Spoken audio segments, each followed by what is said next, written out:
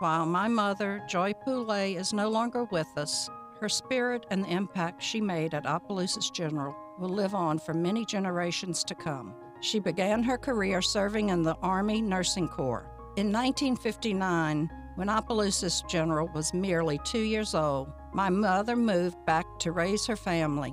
In addition to her role at the hospital, she also shared the responsibility of providing anesthesia for patients at St. Landry Clinic, Arnaville Hospital, and other local healthcare facilities in the area. As a result of her meticulous nature, expertise, and leadership, her nursing skills were highly sought after. Living across the street from the hospital provided her with the convenience of being there when she was needed, whether she was on call or not.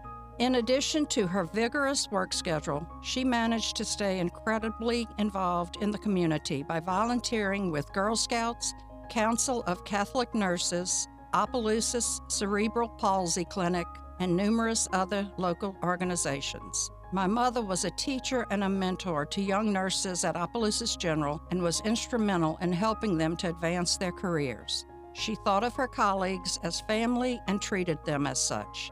She touched countless lives while practicing as a certified registered nurse anesthetist for over 43 years. She was a nurturer, strong leader, caretaker, and devoted mother. Her legacy lives on through the influence, joy, love, and kindness she so generously shared. Her spirit and the impact she made at Opelousas General will live on for many generations to come.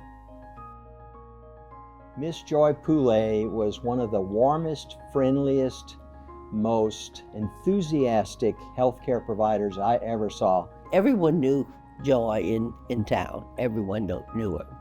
She was just one of these strong, really beautiful women. A little country girl, went to Sunset School, got her education as a nurse, went to anesthesia school, and joined the Army. Served in North Africa and Italy under General Patton in a MASH unit, not a hospital, a MASH unit on the battlegrounds, and came back to the United States proud to be an American, proud of what she had done. She gave everything. She didn't leave anything. She gave everything she had to serve her patients. And I saw her, and I could tell, 2 a.m, she's on her feet in an emergency, helping to save someone's life. A doctor in Lafayette was our neighbor, and my father was out working on new lawn, and he came in and he was laying down on a terrazzo floor. My mother being a surgical nurse, we had terrazzo floors, and he suffered a heart attack. And my mother and this doctor, who came over immediately to help, had just gone to a seminar on open heart massage, meaning crack the chest and use your hand. And my mother told this doctor, we have to try it. And the doctor said, look, Joy, we've never done it. She went to the kitchen and got the butcher knife and handed it to him and said, you have to try it. And if you don't, I will. That's a strong woman. She was widowed in 1958, and the oldest of 5 children was 12, and I was the youngest at 10 months, and she kept the family together. As a young mother raising a bunch of kids, she would run from her house across the street to the emergency room every time they called her, and I mean night and day, 7 days a week. For decades, she did that. She was the first nurse anesthetist at Opelousas General, and then 2 others came in as things went on. Someone said, well, what is it that you do? She said, oh, I pass gas. And I was like, oh my God. She said her most important job was waking up. That's right. It wasn't putting them to sleep, it was waking them up. Joy was my mentor. She came and found me on the floor and said, Jeanette, you have to go to anesthesia school.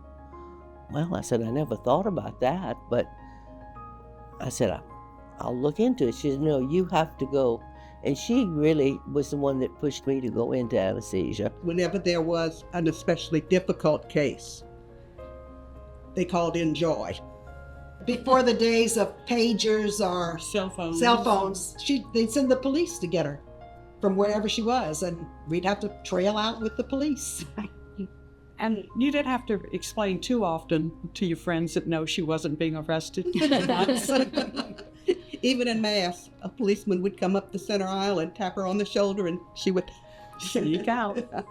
I think I was 10 years old, and I was with my dad, and he was there to see a sick child. But while we were in the emergency room, a gentleman came in with a pointed stick in his eye, and they called Miss Poulet over, and she said, "Brent, would you like to watch the surgery?" She would hook me up to see some surgeries, and that was just so caring of her, you know. My office was across from Dr. Denbo Montgomery's office. If he'd see me in the parking lot, he'd stop his car, roll down his window, and remind me how smart and wonderful my mother was.